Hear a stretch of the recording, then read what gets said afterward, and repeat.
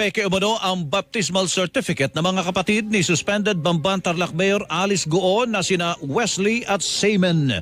Yan ang sinabi ni Senator Sherwin Gatchalian matapos umano silang magpunta sa parokya kung saan sinasabing bininyagan ang magkapatid na Goo.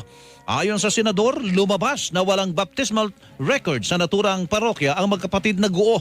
Una nang siniwalat sa Senado na tumugma ang fingerprint ni Wesley sa Chinese national na si Guo Xiangdian. We went to that parish to ask for details and nag-issue sila ng negative certification, no, na walang ganun na baptismal record, no, in their parish. So in other words, itong baptismal certificate na binigay sa Caloocan is spurious, fake. Ang tinig ni Senator Sherwin Gatchalian. Samantala, hindi pa rin sumipot sa preliminary investigation ng Department of Justice si Mayor Guo